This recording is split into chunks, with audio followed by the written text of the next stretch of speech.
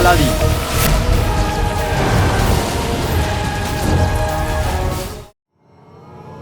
আলী সাহেব, সোনার মিনারটা কি? সোনার মিনার? ওয়াজিরে আলা।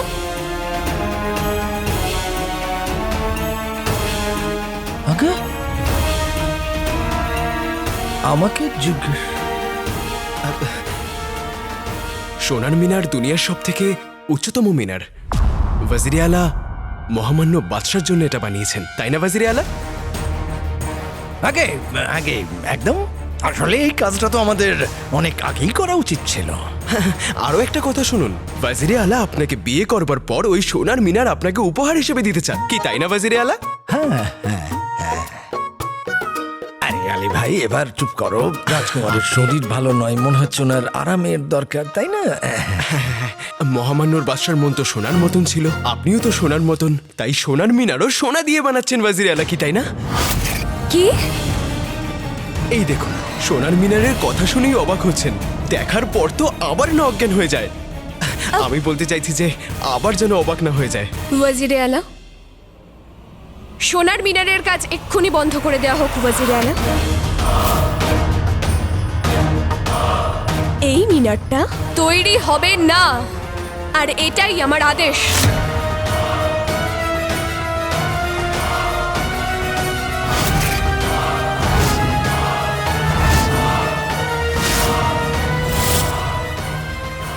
এইটাই তো আমি চেয়েছিলাম, রাজকুমারী জ্ঞানে ফিরুক আর তার সামনে আমি সোনার মিনারের কথা তুলি আর জাফারের স্বপ্ন ভেঙে চুরমার হয়ে যাক। কিন্তু রাজকুমারী। ব্যাস ওয়াজিরে আলা, যেই সোনা দিয়ে আমরা বাগদাদের জনগণের কর মুকুব করতে পারতাম, সকলের ভালো করতে পারতাম, আর সেই সোনা দিয়ে আপনি মিনার তৈরি করছেন। আমি তর্ক করতে চাই না ওয়াজিরে আলা, এই কাজটা এই মুহূর্তেই বন্ধ করে দেয়া হোক।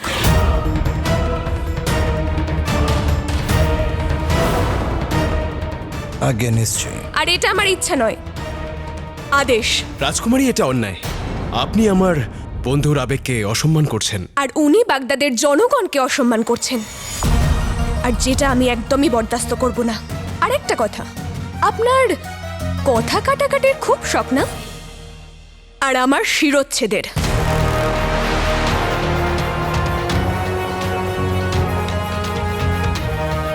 যদি আপনি আপনার শখটা না ছাড়েন, তাহলে আমি আমার শখটা পূরণ করব।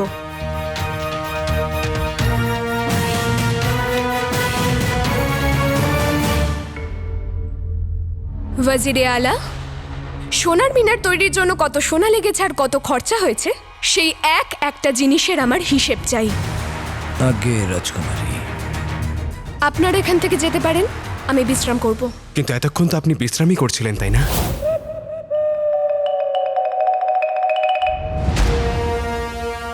না জানি এই দুজনে মিলে কি করতে চাইছে। আমি কি করতে চাইবো ওয়াজিরে? তাহলে রাজকুমারীর সামনে ফাট ফাট ফাট ফাট করে সবকিছু কেন বলে দিলে?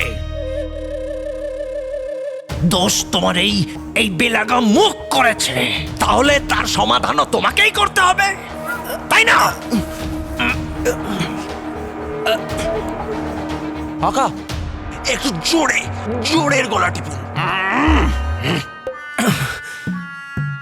কি করব? কি করব? অনেক কিছু করুন, রাজে কায়নাত অব্দি পৌঁছন, পুরো দুনিয়ায় রাজত্ব করুন, নিজের চেহারা বানান। আর এনাকে তো আলী সাহেব। এ তো আপনাকে নিজের বন্ধু বলে সম্বোধন করত, তাহলে কি এ বন্ধুত্বের মানে জানে না? বন্ধু সেই হয় যে নিজের বন্ধুত্বের গোপনীয়তাকে সুরক্ষিত রাখে, তাকে বেআব্রু করে না। আরে এ তো রাজকুমারীকে জ্ঞানে ফেরানোর জন্য ছটফট করছিল, কেন?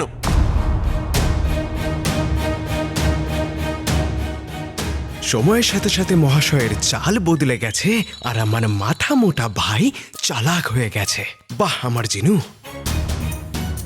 প্রদীপের জিন, তুমি যা বলছো তা কি সব? সব, এই পুরো খেলাটা সব, আর কখন এটা নিয়েই তো। আপনাদের মনে হচ্ছে যে আমি রাজকুমারীর সামনে সব বলে দিয়েছি, চলুন ঠিক আছে, এটা মেনে নিচ্ছে যে আমি সব বলে দিয়েছি, কিন্তু এইটাও তো ভেবে দেখুন যে আমি কখন বলেছি ওয়াজিরে আলা, তখন যখন আপনার রাজকুমারীর সামনে কিছু বলবার মতন ছিলই না, আর উনি প্রশ্নের পর প্রশ্ন করে যাচ্ছিলেন, তাই কাউকে তো কিছু একটা বলতে হতো, তাই না? কাউকে তো তার প্রশ্নের উত্তর দিতে হতো। আচ্ছা, কাউকে তো উত্তর দিতে হতো, আর তাই আপনি ওই কেউ হয়ে গেলেন। আলী সাহেব, মেনে নিলাম যে আমার আকার বুদ্ধি একটু আস্তে খোলে, কিন্তু যখনই খুলতো তখন উনি প্রশ্নের উত্তর দিতেন, আপনি কেন উত্তর দিলেন? এত সময় ছিল না জুনেদ মহাশয়, এত সময় ছিল না। আর আপনারা বলছেন যে আমি সব বলে দিয়েছি, সব বলে দিয়েছি, এই বলে আমার পিছনে লেগে পড়েছেন। এইটা দেখলেন না যে আমি সবকিছু বলে সবাইকে বাঁচিয়ে নিয়েছি? কি করে? দেখুন, আমি রাজে কায়নাতকে বিয়ের উপহার হিসেবে বলেছি। জাদু করি মল্লিকার দরজাটাকে আমি মহামান্য বাদশার নাম দিয়ে বলেছি। রাজকুমারীকে সত্য দিয়ে ঢাকা মিথ্যেটাকে হাতে ধরিয়ে দিয়েছি। এতে কি লাভ হয়েছে? আরে পুরোটাই লাভ হয়েছে। এবার আমাদের লুকিয়ে চুরিয়ে কাজ করবার কোনো প্রয়োজন নেই, আর সবার সামনে নির্ভয়ে আমরা বাগদাদের মানুষকে শ্রমিক বানিয়ে সোনার মিনারের কাজ করাবো। তোমার মুখ যতটা তাড়াতাড়ি চলে না, তোমার কান ততটাই ধীরে। তুমি শোনোনি যে রাজকুমারী দুবার বলেছিল যে কাজ বন্ধ করে দাও? সেটার কি করব? কি করব না, করতে হবে। আপনি নয়, আমি একজন সওদাগর ওয়াজিরে আলা। লাভ আকাশের উপরে থাকুক বা মাটির নিচে, আমি সেখানে পৌঁছাবই। আপনি শুধু দেখতে থাকুন।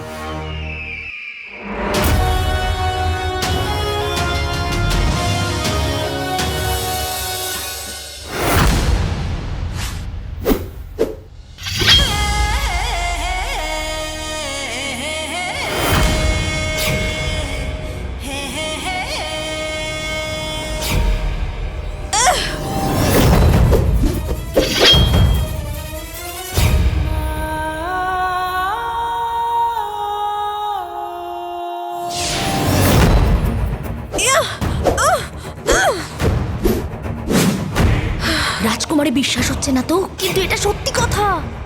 বাগদাদে অর্ধেকেরও বেশি লোক আলাদিনের ভূতকে দেখেছে। আলাদিন আবার ফিরে এসেছে প্রতিশোধ নেওয়ার জন্য। রাজকুমারী, হে আল্লাহ!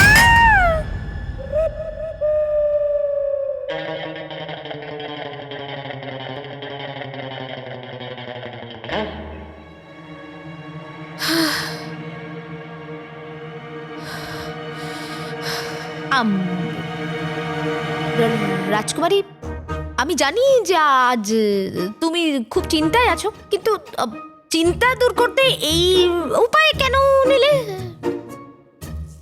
তুমি শ্বাস নাও না, এসব ছাড়ো, শ্বাস নাও এভাবে। প্রীতি, কিন্তু রাজকুমারী রাজকুমারী রাজকুমারী আরে একটু চেষ্টা করো তো, দেখো। তুমি না আমাকে দেখো, আমাকে দেখো, আমাকে দেখো না। দুটো চোখ বন্ধ করো আর একটু শ্বাস নাও।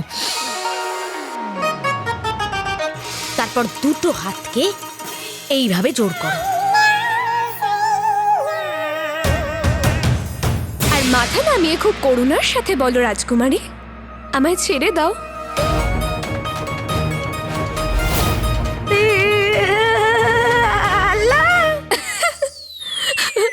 তোর মুখটা দেখার মতো ছিল। আমি তো মজা করছিলাম, কিন্তু রাজকুমারী তুমি নিজের মুখটা তো দেখো। কি যে বলবো, কি দারুণ লাগছে তোমায়। তুমি শুধু এভাবেই ঝলমল করো আর সব সময় হাসতে থেকো। আমি তো শুধু এটাই চাই।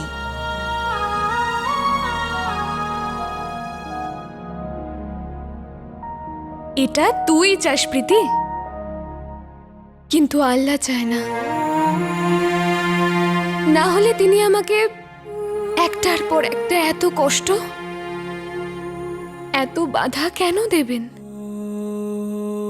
বাবা চলে গেছে আজ 1 বছরের বেশি হয়ে গেল, কিন্তু আমার তো মনে হয় আমি এখনো ঠিক ওইখানেই আছি। কারণ বাধা আমাকে সামনে এগোতেই দিচ্ছে না, জীবনে বাঁচার সুযোগই দিচ্ছে না, খুশিটাও দিচ্ছে না, বেঁধে রেখেছে আমাকে। বাবার এভাবে চলে যাওয়াটা, আলাদিনের আমাকে ঠকানো, আর তারপর আলাদিনের মতো দেখতে আলীর বাগদাতে আসা, শত্রুদের আমার ওপর না জানে কতবার জাদু প্রয়োগ করাটা, আর এখন সোনার মিনার তৈরি হওয়াটা আর আলাদিনের আত্মার ফিরে আসা। তুই জানিস প্রীতি, ওয়াজিরে আলা আমাকে বললেন যে আলাদিনের আত্মা ওনার ওপরে আক্রমণ করেছিল। তোর কি মনে হয় এটা সম্ভব যে আলাদিনের আত্মা সত্যিই বাগদাদে ফিরে এসেছে?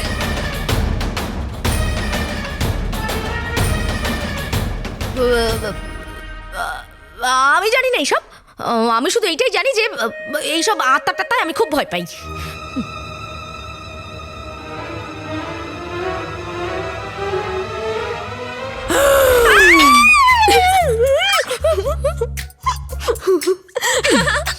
চিন্তা করিস না প্রীতি, এসব আত্মা টাত্মা কিচ্ছু হয় না। আর যদি হয়েও থাকে আর আলাদিনের আত্মা যদি এসে যায় তাহলে ঠিক আছে, ওকে আমার সামনে আসতে দে। আর আমি যদি ওকে শায়েস্তা না করতে পারি তাহলে আমার নামও রাজকুমারী ইয়াসমিন নয়। এবার তোকে আল্লাহই বাঁচাতে পারবে।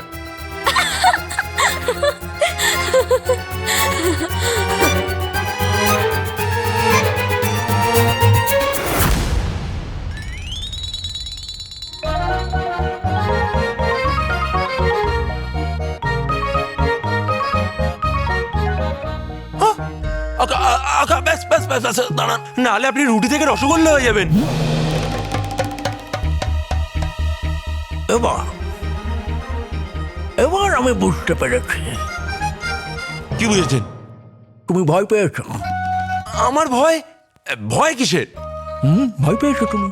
আসলে ব্যাপারটা হচ্ছে তুমি খুব ভালো করে জানো যে যেভাবে এই একটা পায়জামাতে দুটো দড়ি হতে পারে না, যেভাবে একটা খাপে দুটো তরোয়াল থাকতে পারে না, ঠিক সেইভাবে একটা প্রাসাদে দুটো রসগোল্লা থাকতে পারে না।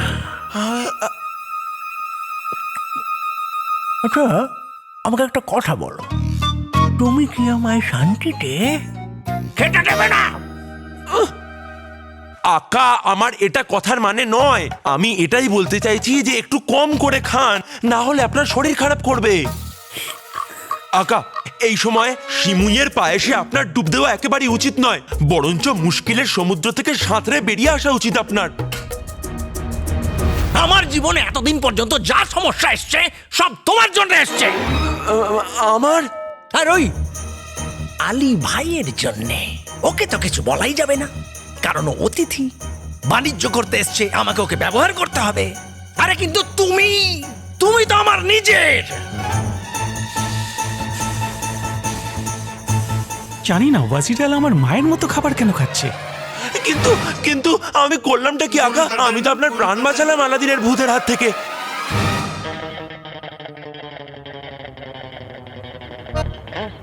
হ্যাঁ, তার মানে আমার ভাই আলাদিনের আত্মা ওয়াজিরালাকেও ছাড়লো না, ওনাকেও আক্রমণ করলো। তুমি আমার প্রাণ বাঁচিয়েছ। হ্যাঁ, নয়তো কি আপনার মাসির প্রাণ বাঁচালাম নাকি? ওয়াজিরালা তো নিজেই এত বয়স্ক, তার উপর ওনার মাসিও আছে। মনে হচ্ছে আমার ভাই আলাদিনের আত্মাকে দেখে এই দুই ভাইয়ের মাথাটাই পুরোপুরি খারাপ হয়ে গেছে। এদেরকে দেখে আমার মাথাটা খারাপ হয়ে যাওয়ার আগে গুল্লু বাবা পালা এখান থেকে। তুমি আমার সব খেলা পণ্ড করেছ। আমি? ওই অপদার্থর কথা শুনে রাজকুমারীর জ্ঞান ফিরিয়ে দিলে তুমি। বাহ! আর শুনেছ তুমি, জ্ঞান ফেরার পরেই প্রথম কাজ কি করেছেন উনি? সোনার মিনারের কাজ তোমার বুদ্ধির মতো বন্ধ করিয়ে দিয়েছে। আচ্ছা, আমি বন্ধ করিয়ে দিলাম? আকা, ওখানে আরেকটু হলে আপনার জীবন গ্রন্থের পাতা বন্ধ হয়ে যাচ্ছিল রাজকুমারীকে জ্ঞানে না ফেরালে। আমি তো চাইছিলাম আমার জাদু বলে ওই আলাদিনের ভূতকে হারাতে। অপদার্থ! হ্যাঁ, অপদার্থ! তোমার থেকে ভালো ওই আংটির জিন ছিল। কথায় কথায় প্রশ্ন করত, আমার মাথা খারাপ করে দিয়েছিল। কিন্তু দুটো বুদ্ধিমানের মতো কথা বলে মন জয় করে নিত আমার। আরে কি কাজের এই শক্তি, কি কাজের এই জাদু বলো আমাকে, যখন তোমার কাছেই বুদ্ধিটাই নেই। এদিকে নিজেই নিজেকে দুনিয়ার সবচেয়ে শক্তিশালী জিন মনে করো। আরে লজ্জা করে না তোমার? এই পেটটা ভেতরে করো আর বুদ্ধিটাকে বার করো। অপদার্থ। আংটির জিন, শেষ কদিন ধরে আকা আমার অসম্মানের পর অসম্মান, অসম্মানের পর অসম্মান, অসম্মানের পর অসম্মান করেই চলেছেন। কিন্তু আজ অনেক হয়ে গেছে। আংটির জিন,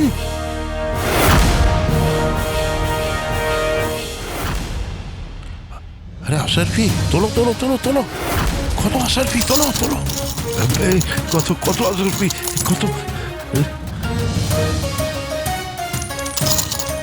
আরে আশরফি তো এইদিকেও আছে। চাচা,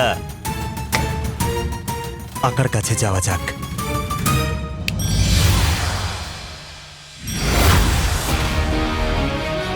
দল, বুলবুল কাকা, খেলা দেখানোর সময় এসে গেছে।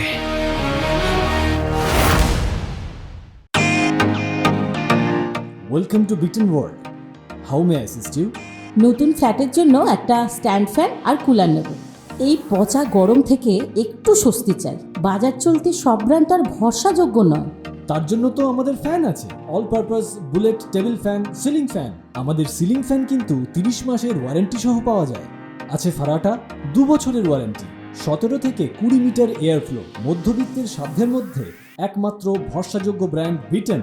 আমাদের কুলারের কিন্তু অনেক range, 45 litres, 50 litres, 70 litres, 90 litres, 110 litres. Honeycomb সহযোগে বিটেনের সব কুলারের ওয়ারেন্টি 1 বছর। চেনা হাওয়ায় অচেনা অনুভূতির জন্য একমাত্র আদর্শ বিটেন।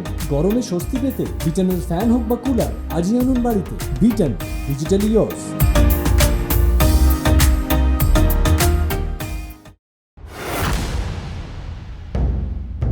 বাগদাদের জনগণ, আসুন আসুন আসুন, চলো তো দেখি কি হয়, দেখা যাক কি জন্য ডাকছে, দেখি চলো। আসুন আসুন আসুন, সবাই শুনুন একটা কাহিনী। সত্যের জন্য যার লড়াই, সেই বাহাদুরের এই কাহিনী। এবার সেই কাহিনী বলার পালা। নিজের মুখে সবাই লাগিয়ে নিন তালা। সব থেকে বাহাদুর, সব থেকে হুঁশিয়ার আসছেন এবার ওয়াজিরে আলা। ওয়াজিরে আলা, ওয়াজিরে আলা, ওয়াজিরে আলা, ওয়াজিরে আলা, ওয়াজিরে আলা, ওয়াজিরে আলা, ওয়াজিরে আলা, ওয়াজিরে আলা, ওয়াজিরে আলা। সবার মনে ছিল শুধুই হতাশা যখন ছেড়ে চলে গেলেন মহামান্য বাদশাহ। বাগদাদের প্রজারাই হোক বা হোক আমাদের রাজকুমারী, সবাইকে আগলে রাখতেন উনি।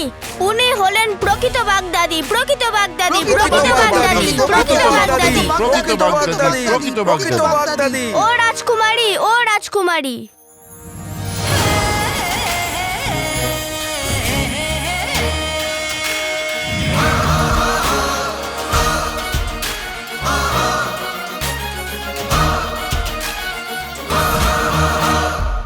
দুজনের এটাই ইচ্ছে ছিল, প্রতিটি বাচ্চা শিক্ষিত হোক, মুছে যাক সব দুঃখ আর শোক।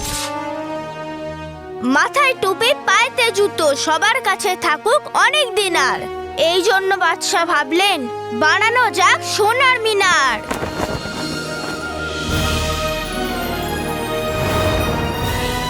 বাবা, কি সুন্দর না? কি সুন্দর, বাবা, কি সুন্দর।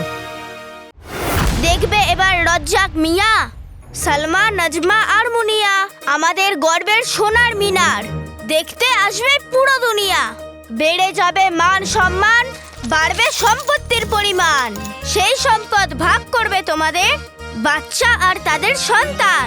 বাচ্চা আর তাদের সন্তান, বাচ্চা আর তাদের সন্তান, বাচ্চা আর তাদের সন্তান। কিন্তু সোনার মিনারের উপর আবার এলো অশুভ মেঘ। পুরনো এক শত্রু ফিরল, ফিরেই সে আতঙ্ক ছড়ালো। আতঙ্ক ছড়ালো। আমরা একটু নিলাম খোঁজ, কি করা যায় ভাবলাম রোজ। দিব্যি নিজের জানলাম যেটা, আলাদিনের অশুভ আত্মা এটা।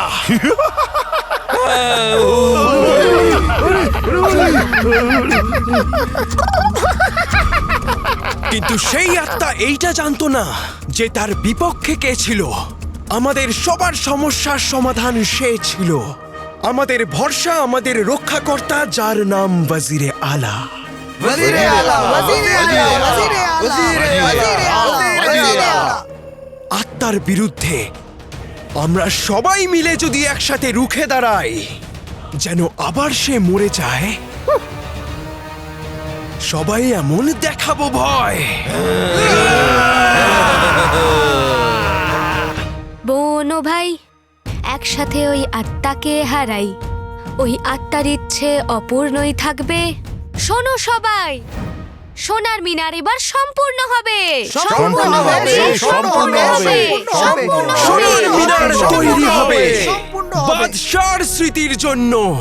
এইবার আনন্দ ঘরে ঘরে বন্ধুরা, জীবন হবে ধন্য। জীবন হবে ধন্য, জীবন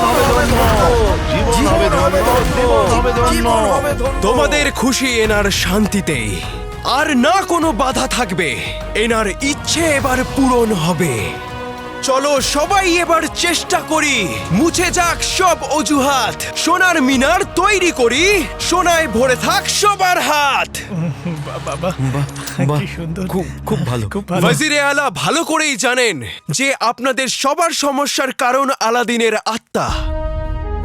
সোনার মিনারের তৈরি হওয়া আলাদিনের অশুভ আত্মাকে হারানোর একমাত্র রাস্তা। আর যখন মহামান্য বাদশার আশীর্বাদ আমাদের সঙ্গে আছে, তখন আলাদিনের ভূত আমাদের কি করবে? কি বলো? কি করবে, কি করবে, কি করবে, কি করবে? এসো দেখিয়ে দি যে আলাদিনের ভূত দেয়াল ভাঙতে পারে, বাগদাদের সাহসকে নয়। হ্যাঁ, ভাঙতে পারে না। ভাঙতে পারে না, ভাঙতে পারে না, ভাঙতে পারে না, ভাঙতে পারে না, পারে না ভাঙতে, ভাঙতে পারে না, ভাঙতে পারে না। হ্যাঁ, সম্পূর্ণ করব, সম্পূর্ণ করব, সম্পূর্ণ হবে, সম্পূর্ণ করেই দেখাবো। আমরা সম্পূর্ণ করব। শয়তান জাফর, তোর সোনার মিনারের রহস্য এখন শুধু রাজকুমারীর সামনে নয়, পুরো বাগদাদের সামনে খুলে গেছে।